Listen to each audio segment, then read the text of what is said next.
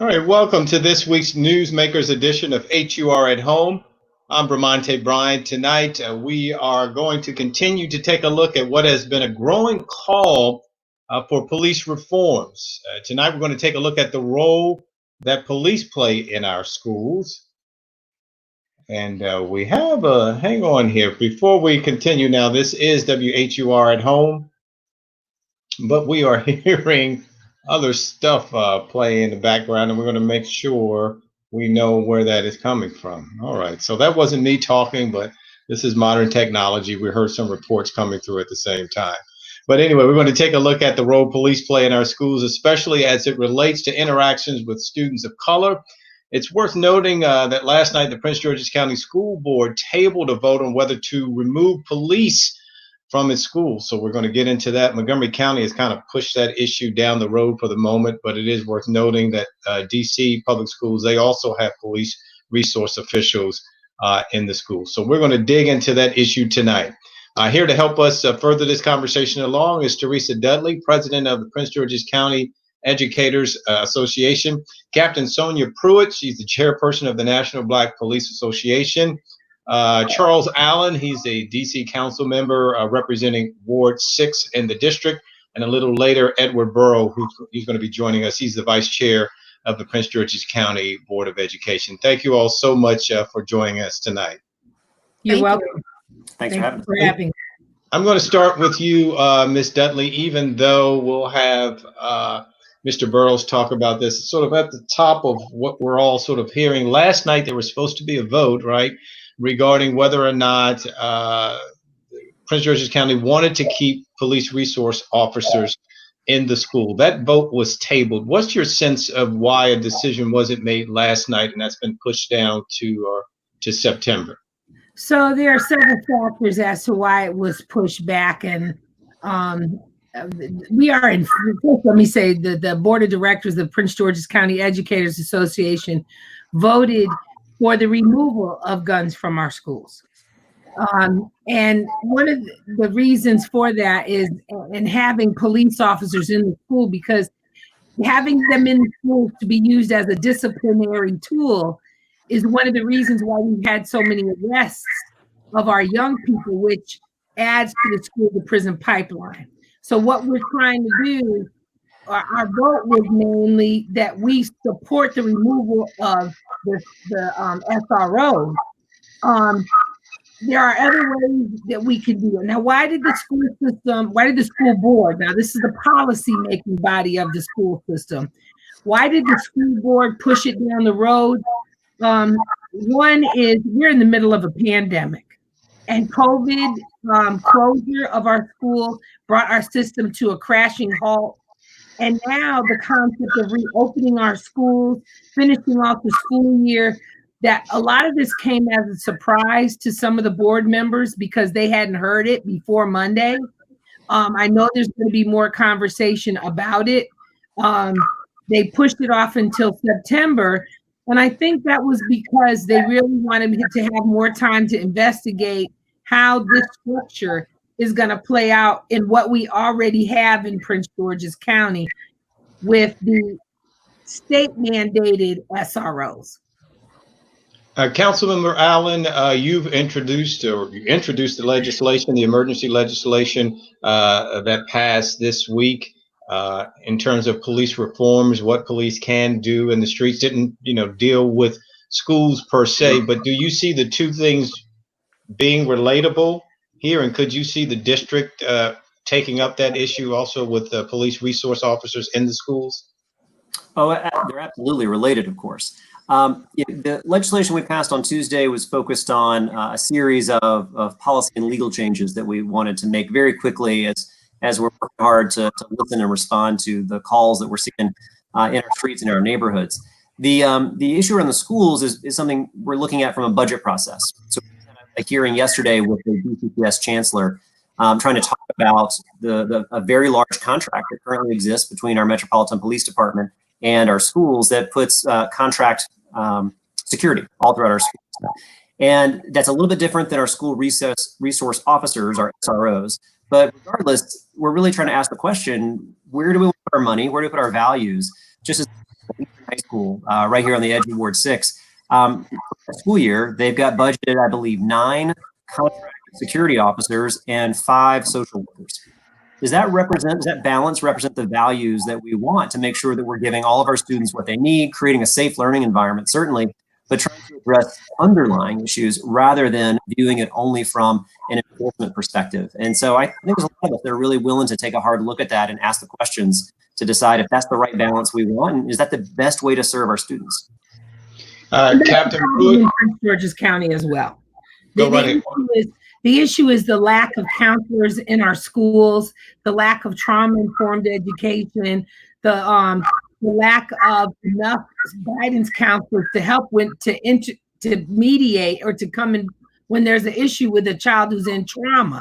Because most of our schools, we might have maybe 5 to 10 students who are in some sort of immense trauma, who are really setting the schools on fire. And how is having an armed police officer there telling them, look, if you don't do what you're supposed to do, you're going to end up going to jail, is not what they need. They need restorative justice. They need restorative practice. You're on the other side of this in terms of your vocation, Captain Pruitt. What are your thoughts on resource officers in the schools? Are they warranted? Should there be some adjustments to it? How do you see that issue? I think it varies from school district to school district, honestly. And it's funny that we're talking about this because in my final hat with the police department before I retire, I am the director of community engagement, and the SROs in Montgomery County fall under the auspices of my division. I have worked with the school resource officer program since its inception in Montgomery County, some, I guess, 16 years ago, when they were called educational facility officers. And so I've been in the planning stages. I've been involved in setting up the training, which is really, really key to a successful program. The memorandum of understanding between Montgomery County Police and Montgomery County Public Schools, the state's attorney's office, and all of the other law enforcement agencies. So I don't think that you can just throw officers in the school by any means. You have to have a plan, you have to have a purpose, and you have to also be very clear that they are not there to be the law enforcement arm inside of the public schools. That's why they have school security, to take care of those types of issues. What we used our SROs for were to build a relationship between the school system, the school family, which means parents and administrators and the kids, and the police department. I think it worked really, really well, but you do have to focus very strongly on the training, be very clear about what your mission is, what the expectations are, and then you have to have a process by which you pick those officers for your schools. Now, having said all of that, what is going on in the country right now, I do not see a problem with examining if a school resource officer program is in the best interest of any school district. Councilman Allen, does DC face any different challenges that might be different from, say, other school districts? And especially when we're talking about police and their dealings with students of color. Is that a trickier kind of road to walk down to try to balance how you handle that and the perceptions of having sort of an authoritative figure besides a teacher in a school? Well, I think it's certainly multifaceted when kind of hit the different levels you're talking about. But we've tried to work at the council, for example. I think I heard Ms. Dudley talk about that school to prison pipeline. We've tried to really change our policies and change the ways that our schools work so that when a young person who is experiencing trauma, rather than having the only intervention be to help to remove that student, be that through suspension, through expulsion. I mean, we had to write a law to not expel 3- and 4-year-olds. As a father of a 3-year-old, I know what a temper tantrum looks like, but that's no reason to remove a student. And now when you think about a student who's having a lot of trauma, we were creating, I think, and contributing to that school pipeline with those types of activities. So we're really trying to rethink how we intervene when a student is in crisis, when a student is in trauma. And we're always going to have a conversation around how do we ensure a safe school environment, but we need to realize that a safe school environment can mean the types of resources like mental health and behavioral health specialists, guidance counselors, the type of things can really help wrap around a student, understand causes and sources of trauma, and treat that and work with that in a non-law enforcement way. And I think that's the conversation we're having. One added layer, of course, for DC, because our students are split roughly 50-50 between charter schools and DCPS.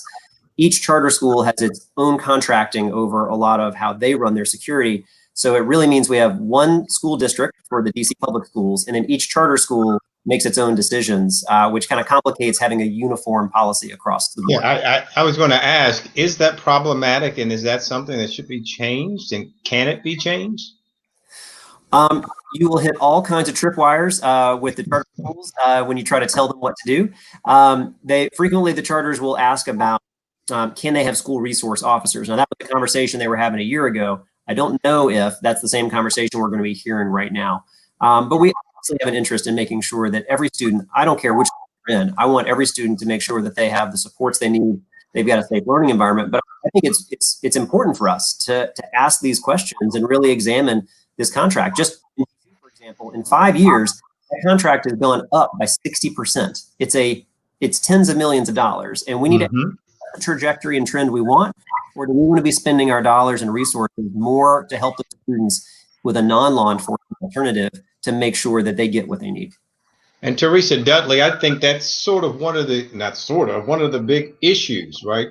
First of all, we've got the term defunding police departments, which I think is confusing folks, because they probably need to come up with something else, because really underneath that you're talking about redirecting funds and reallocating funds in different places. And Captain Pruitt, I know we talked about that the other night. But with that, is the issue about money, right? Or is it about the police? Because part of it is, if you take the police out, some are saying, well, wait a minute, we can take that money, I think it's like $3.3 million in Prince George's County, and put it elsewhere, right? Or is it about, we don't think police in schools is a good symbol for students, is a way for students to be able to learn, it's too stressful? Is it a little bit of both, or is it one or the other? What are your feelings? So this is part of a bigger issue. Our schools were all shut down in a very erratic manner due to the COVID closure. Everything stopped. So now, as we're going back, this is an opportunity for us to reboot our system in a way that's meaningful, not just in Prince George's County, not just DC or Montgomery County, but nationally. And we are part of the Alliance to Reclaim Our Schools. And one of the calls I had today was the demands in Chicago, the demands in San Antonio, the demands in Los Angeles, in Oakland, in Houston are all the same. We want our schools to be open so that they're safe and healthy environments for our children. The fact that the resources have been taken away and pilfered away for standardized testing, which our children who have significant ACEs and markers, ACEs are adverse childhood experiences, they don't have all of the resources. We don't have all the resources to support them so that they can be successful on those standardized assessments. So it's really a moot point for us to even give them the test to set them up for failure. When we talk about the Alliance to Reclaim Our Schools, we have an Alliance to Reclaim Our Schools in Prince George's that is working on the implementation of our community schools. And how do our community schools fit into this? What structure can we use to help bring parents in, to have restorative practices, so that we can have inclusive leadership, so that our educators are well trained on issues such as de-escalation of instances. So there's much more to this than just this one issue. How do we reboot our system so that it opens up, so that our Black and brown children and our children who are living in poverty will receive the funding, the supports that they need, so that we're successful? And we start by passing the blueprint for excellence and overriding the governor's veto. Captain Pruitt, County executive in Prince George's County, Angela also Brooks, had said yesterday when this, issue of whether or not police officers should be taken out of the school, she said it doesn't have to be an either or, right? She felt like, you can sort of do both here. But what we know is, some of these, and we've seen it again in video, some isolated cases, obviously, but some students are afraid of police. And in fact, I was watching something the other day where I think the union chief, maybe in New York City, was very upset. And he said, we heard reports where parents are saying that their children are afraid of the police. And he was outraged at that. And he said that should not be. Is that a real thing that students in schools are fearful of police, or at least some? You just said a mouthful of things. So let me begin by saying, did I say too much? No, everything is perfect. Always. Okay. I was scared of him too. I'm like, you know what? If I had him running around representing all police officers, I'd be like, I am not trying to have my kids around that person. Okay. And kind of, okay. I got you. And then with my police hat on from my, professional side and all of the experiences I've had with the SROs that I've worked with, and how the kids, I hate to use the word kids, the teens love them, and they love having them in the schools. The parents love them. They are there to not only be a liaison, but they are mentoring. They are teaching classes. Some of the young people contact them after hours because they are the one person they have that they can go to if they have an issue at home. But I work in Montgomery. I work in Montgomery County. I have a few more days. And I live in Prince George's County, where we had a school resource officer who, I'm not even sure he was actually assigned to the school. Sometimes it was a different person. I just didn't see what the value was. When I say it's an individual jurisdictional thing, it is. I mean, there are some really key things that you could do to have a very successful program where it's not just an officer in there with a gun making arrest. But you don't see that all over the country. You see some really heinous actions by a school resource officer. So I understand why there is a review of that program, and I just think that it's appropriate. We had a high incidence of students being arrested in Prince George's County. They have changed some of the policies and procedures recently. But when the only thing that you have is that viewpoint of this officer's going to arrest me, and if they're used as a disciplinary tool, what are you saying? Because if the officer doesn't, if the principal says, well, I want Officer Friendly to talk to you, okay? Well, if the child is blatantly disrespectful and disobedient to the principal, you turn him over to a police officer, then what does he have to say? So he's blatantly disrespectful to the police officer. The only tool that officer has is to lock him up, which there we go into the school and prison pipeline.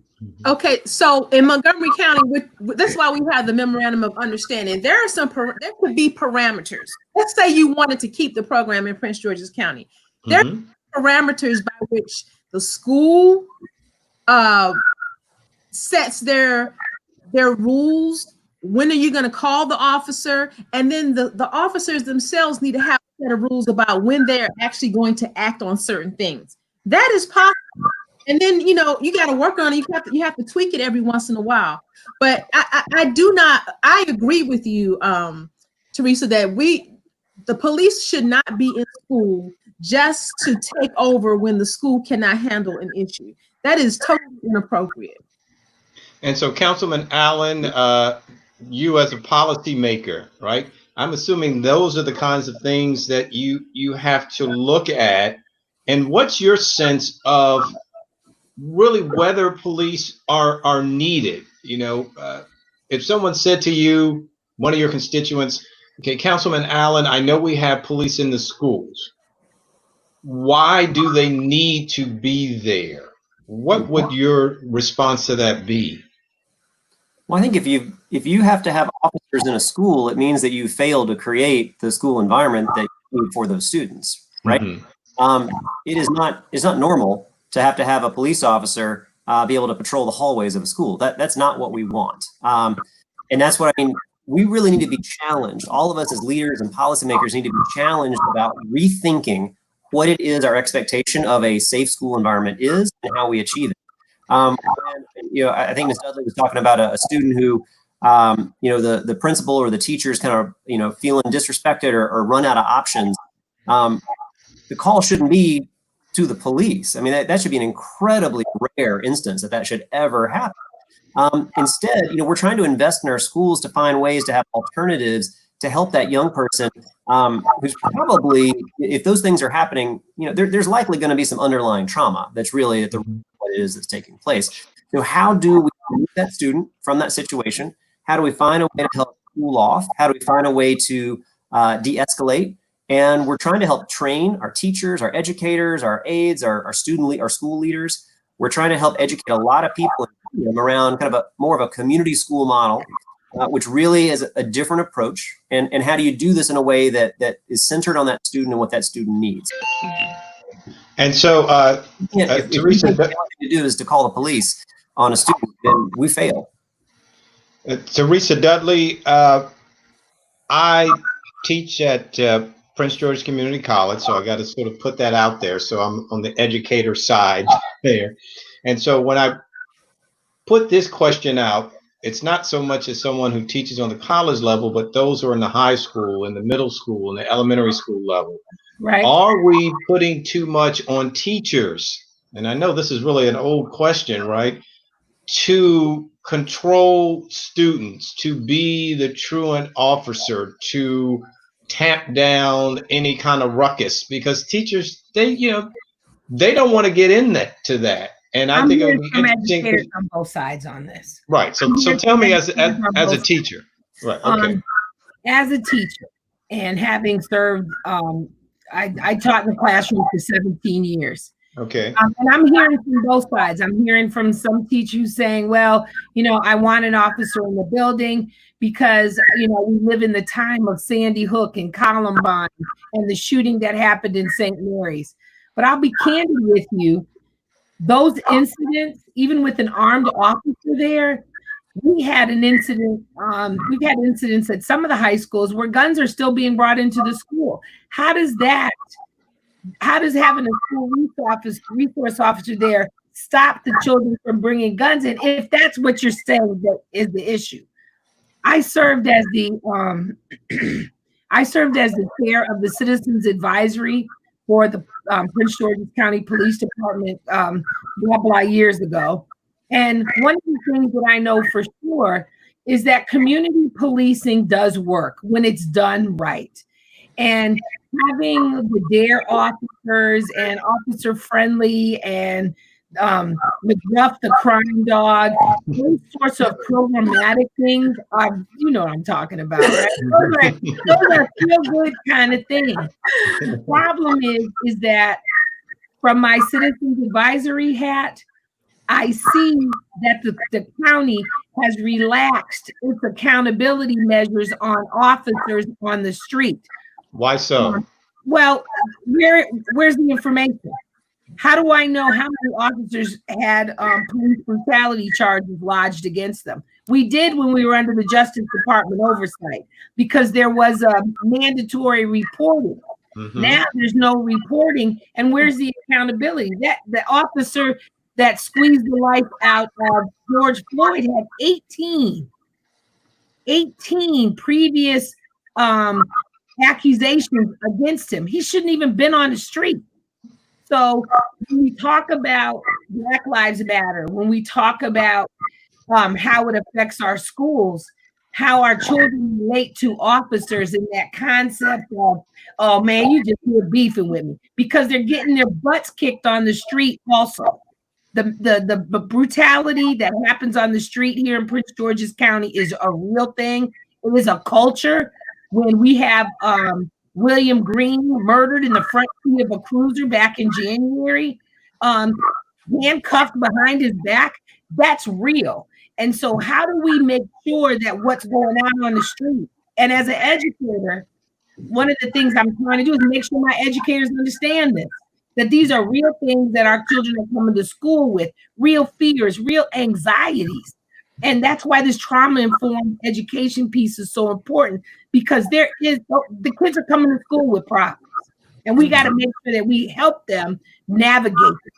So that's what educators' job is. I mean, the test, the school curriculum, how do we address in our curriculum African-American pride and a culture, a curriculum that's rich in African-American culture, so that our children are proud when they walk in the building, not feeling like they gotta walk in and be sad. You know, it's a lot that's involved in this, but the main thing is that parents, teachers, the administration, elected officials, that we all need to reclaim our schools and reopen our schools to the schools that were imagined in the blueprint for excellence. Councilman Allen, I want to respect your time because I know that you sort of had to leave a little early. So do we need to lose you? I do have to jump off, but I'll, if I can just quickly kind of reiterate as I heard Ms. Dudley talking about the public health emergency that we're all in. I think it's important for us to remember gun violence is a public health emergency. Mm-hmm. Once it's here in the district and in our entire region, we all share a common interest in our work on that. And that's some of the big questions that we're asking and working on is what are the best ways to try to help put an end to that? And that's with violence intervention, violence prevention. It's work in the schools. And we're really rethink what public safety means and then how we implement that public safety. And that's, I think, a challenge, certainly as a policymaker, but as leaders across the board. I know we're all working hard on that and really trying to meet the moment that's before us that we're all being called to right now. Councilman Charles Allen with Ward 6 in the district, thank you so much for joining us, and have a safe weekend. Thank you so much. You as well. Thanks for having me. Thank you.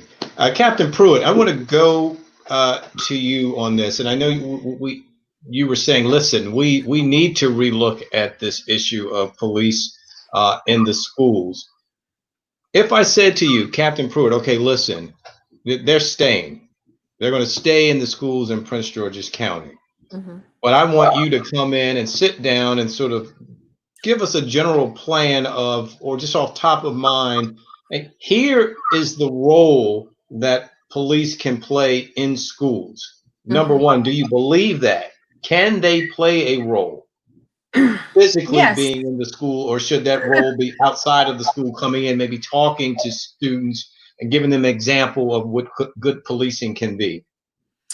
I think you could have both, but the value of having the officer in the school with an immediately run program is that they get to build a relationship with the school. So they're not just an officer coming into the school, they become part of the school community.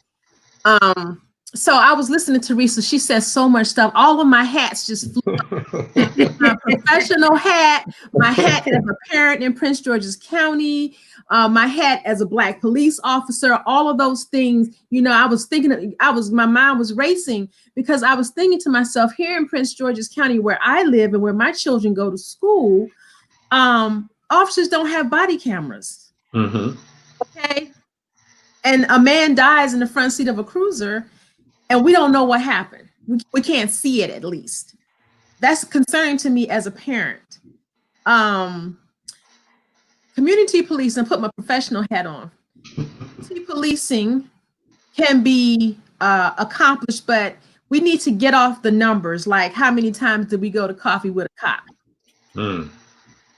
That's not going to tell you what you need to know. And it's hard to really quantify whether you have great community policing, but you can tell by your results. You can tell by how your community reacts to you as a police department and to your officers. Are they requesting your officers interact with their communities? And we need to go where the people need us, not go where they're not going to come, which is usually coffee with a cop. I mean, lots of people come to coffee with a cop, and I'm kind of picking on that program because it is a good one.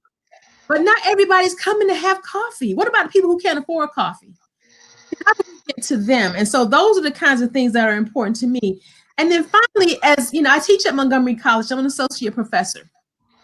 And what do I want the young people that I teach to know? Most of my students are Black and brown, hands down, and they are all very interested in law enforcement because they come to my classes. I teach criminal justice courses, and so we need them to be interested. We want there to be value for police officers, for people of color, because we need them on the inside to help guide the conversation and keep things the way that they're supposed to be. There needs to be oversight from the outside by the public who owns the police, be oversight on the inside by those who are working inside. And nothing is better than peer pressure. So many things that we could talk about here, and I'm not sure I answered your question. But No, you got it. But get all of that out because all of it is important. Yeah, all you did was just set us up for another conversation. So just keep your computer by your side, because I'm sure we'll be back in your home. You too, Miss Dudley. Great conversation, and obviously this issue too, especially as it pertains to Prince George's County, which is going to come back up in a couple of months once the school year starts, and I'm sure we're going to revisit it. And so I hope you'll join us again. Theresa Dudley, president of the Prince George's County Educators Association, and Captain Sonia Pruitt, chairperson of the National Black Police Association. And I thanks also to Councilman Charles Allen for the DC Council representing Ward 6. So that will do it for this week's edition of Newsmakers on WHUR at Home, a special edition. That's what you got, some extra stuff tonight. So we thank you all for joining us. Be safe, be powerful, and have a good evening. Bless you, Miss Pruitt. Good to see you. You too.